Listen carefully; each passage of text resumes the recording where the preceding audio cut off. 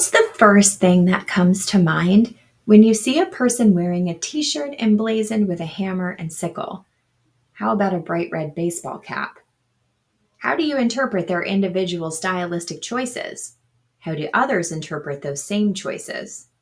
Humans make subconscious interpretations and snap judgments based on appearance all the time. A t shirt can say a lot about a person's politics, religious leanings, intellect, principles, and more. A woman wearing a ball gown makes a very different statement than one wearing fishnets and a miniskirt. A smoking jacket and a wooden pipe tell something different from a palmed joint or a blackened spoon. A person's appearance gives us a glimpse of who they are, what they stand for, or what they like, and often makes statements about their values. In just the same way appearances offer much by way of characterization, our interpretations of those appearances and other facets of being human means each person has a different reaction to what they're seeing with varying levels of intrigue, disgust, indifference, and deference. Some see a person out in the wild world, a stranger on a subway, a fellow shopper in Trader Joe's, a hiker on a trail, and are horrified by what they see. Can't get away fast enough. Some, however, crave knowledge about that person, wonder about their motives or their background. Years ago, I was having a blast driving along some well traveled routes in Vermont and singing along to a mixed CD I had burned myself when what should appear but a blue pickup truck, complete with a sunset mural over the back window and a colorfully painted surfboard stretched the length of each side. In case you don't know this, people don't surf in Vermont, even for that one hot week we get in July. While Vermont does have some beautiful waterfronts, there's no ocean here and thus no waves for surfing. So, where did that surfer come from? I did what many do when faced with questions for which there are no immediate answers. I made up a story. The guy in the pickup truck was a young and wily man from Vermont who had a dream, bought a surfboard, and moved to Hawaii. But after an accident left him paralyzed from the waist down, he was forced to hang up his board and return to his landlocked mountain home. Now he spends his days creating blueprints for dream homes while thinking fondly of his own dreams and the good old days he left behind. Side note, if you live in Vermont and happen to drive a blue pickup truck fitting this description, I'd frankly love to talk to you. 6 degrees of Kevin Bacon and all that. Anywho, the likelihood that the fiction I created was actually the driver's story is so implausible that I'm going to go right ahead and say it's impossible. Still, appearances in our interpretations speak loudly. Last week, I discussed humanizing characters using dialogue, thought, and action. This week's writing advice covers the last three facets of humanizing characters: appearance, interpretation by another character, and authorial interpretation. Each of these facets of characterization has its benefits and its limitations, and authorial interpretation may not be wholly available to you depending on the point of view and perspective voice chosen for your story. So, let's explore. Have you ever walked into a room full of new faces, the tension palpable as you scanned the crowd searching for a group of warm and welcoming souls with whom to rub elbows, a place to fit in? You likely looked for your people using the most basic of human senses. As you scanned, you mentally disregarded those with whom you didn't foresee a relationship and favored those with whom you saw a relationship, even a single serving one. All this judgment happened in a fraction of a second. Appearance prompts our initial reactions to people. While some writers shy away from providing detail about character appearances to allow tension and conflict to unfold from inner truths, appearances are the first thing you and your readers will see about your characters. Everything else presents some part of the inner self. When setting up important characters, give your reader a chance, right away, to perceive these other characters through the eyes of your viewpoint character, to form connections or aversions to these people based on your viewpoint character's perspective. When writing well-rounded characters, your characters will express emotion, and that emotional expression can get messy. When showing big emotions, descriptions of appearances matter in a big way. The words you choose to describe the person being discussed must align with what the reader needs to take from that description. What single piece of clothing or facial expression perfectly encapsulates the prospective character's big emotion? And what words will you use to communicate that emotion in a tonally consistent way? For practice, your prospective character must identify the body of a close family member, someone who is prim and meticulous in life. Contrast the memory of meticulousness with the messiness of death using death centric language. Think mottled bruises, hollow eyes, matted hair, to show the shock of the change your prospective character feels in that high emotion moment. Similar to embodiment, the way you describe your character's movements can clue readers in on how they're handling some big emotion. Allow your readers to witness how your character moves in their space, to witness something fundamental and intrinsic about your character's processing and personality that readers may not otherwise pick up from their clothing or features alone. Physical movements of characters can both distinguish them and add meaning to scenes. For practice, your prospective character has just received some big but terrible news. Allow your readers to see how your character processes this news by focusing on small details that clue readers into your character's emotional state. And remember, small moments make big stories. So really dig into the details of the task or chore your prospective character is doing to work out their feelings or avoid feeling at all. Picture your character at an intense moment in your story. Notice what your character wears, how they hold themselves, even the angle of their chin. What impressions of others does your character hold?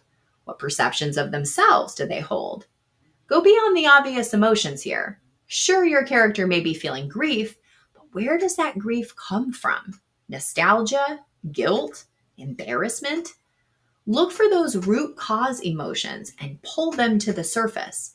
What clothing or accessories, body language, and movements can you use to highlight their emotions without telling readers how the character feels?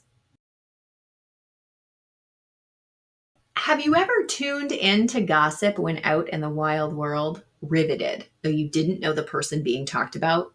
Maybe it was a description of a person that intrigued you, or a situation you found revolting. Or maybe you were savvy enough to hear the judgments under the words, the judgments of insecure people speaking their jealousies into the universe. Think about all those randos in the world as tertiary characters there to fill in the background and setting while showcasing your journey to actualization or heroism or whatnot. Your readers will form opinions about those other characters' interpretations based on what they know about the hero and what they know about the character delivering the interpretation, especially when presented with interpretations that are mutually exclusive. Not everyone is going to understand you, and not everyone is going to understand your character. To bring readers a balanced look into your character, the good and the not so good, use secondary character interpretations. Think through the internal landscape of your character and the reasons why onlookers may believe them to be the same or the opposite of what they believe themselves to be, using speech or action, or using thought if you're writing in a perspective that allows for secondary character thoughts. For practice, your character is from an impoverished family but has celebrity sized dreams. The character treks into the wild world to get discovered and become a star. When they arrive in their best outfit and accessories, feeling beautiful, slightly risque, and moderately confident, they begin looking for agent representation. The agent with whom they have a meeting, however, is more than a little put off by your character's synthetic blouse and cheap shoes, say nothing of the bathroom makeup job. Contrast the hopeful emotional landscape of your viewpoint character with the less than supportive dialogue of the agent. Though the agent spits hard truths, is there a glimmer of hope your character can latch onto? Have you ever heard someone say that their partner or best friend seems to know them more than they know themselves? Sometimes an outside person seems to understand us even more than we understand ourselves, and the same is likely true for your character. This type of interpretation for similarity can help bolster the journeys of those who don't perceive themselves to be brave but who demonstrate bravery, or the journeys of those who don't believe themselves worthy despite showcasing their worthiness through actions. For practice, your character is a great performance artist and desperately wants to see their name under big lights. However, despite their performance track record, your character believes moxie matters much less than money and fears that they will remain in poverty their whole lives because they don't know the right people. Your character's inner landscape brushes against radical individualism, though their words echo limiting beliefs and fears as long as they stay in their community. Show the similarities between the inner landscape of your character and the words of a supportive person in their social circle. Though the supportive person chooses kindness, in what ways can their dialogue or action, even thought when available, highlight your character's uncertainty too? Think about your character in a moment that matters, a moment in which they must make a choice. Consider your character's emotional landscape, all their limiting beliefs, all their dreams. Contrast and compare the character's emotions with the external actions, speech, thoughts, and reactions of others they meet along their journey. Authorial interpretation describes the process through which you deliver character development information to your readers via summary and exposition to assist their understandings of your characters and their goals, motivations, values, backgrounds, and more. In essence, authorial interpretation happens when you give your reader some details or insights about a character outside of a more direct method, like a well placed info dump or telling. Now, this facet of character development may be unavailable to you if you're writing in the first person and is heavily limited if you're writing in the third person, with one exception. We'll get there soon. That's because when you're writing those immersive, limited perspectives, the majority of the prose in your story comes directly from the perspective character's mind. There's simply little or no room for the author's voice. However, when you're writing in a perspective that allows for a bit more distance from your characters, like the omniscient or the objective, authorial interpretation allows you to tell your readers, quite directly, despite this being an indirect method of character building, something about a character they would otherwise not receive by observing that character. There are just some things you need your readers to know about a character that the character can themselves cannot articulate without a boring, as you know, Bob, conversation. Using character appearances while telling provides clues to the character's inner mind. This is one of those cases where artful telling increases reader immersion rather than breaking it. For practice, your character is a pirate, and your readers know the ship is caught in a heck of a gale. It would be inappropriate for the crew to shirk their duties for a lengthy conversation, so dialogue is out. Think about your pirate captain, his background, goals, physical appearance, his will. What important piece of your pirate's past creeps into and informs the present experience? What does your pirate want that they currently don't have? And what are they willing to do to turn that desire into reality? Readers often need orientation to get themselves into a scene or setting, especially when the immediate world of the viewpoint character is critical to the story at large. Start with a bird's eye view of the region and zoom in, noting observations at each level until you eventually reach the focal character about whom the story is being told. The zoom in technique allows you to introduce your character by introducing the setting first, a pseudo cinematic twofer. For practice, a little girl has a destiny. Stop the villains from taking possession of a mythical object by transporting the object to safety herself, despite the fact that she's not even old enough to cross the street alone. When the story opens up, the little girl is playing in her room, oblivious to the journey that awaits. Starting from the bird's eye view, choose several geographic or spatial markers that pull your reader into the girl's room with her. While it's easy to see authorial interpretation at play when writing in the omniscient or the objective because the narrative voice is so distinct, there's one exception for using authorial interpretation when writing in the first or third person points of view, via the character's mouth. When done well, your authorial interpretations are delivered as character thoughts or dialogue, but they must be relayed to readers using the character's words, cadence, and tone.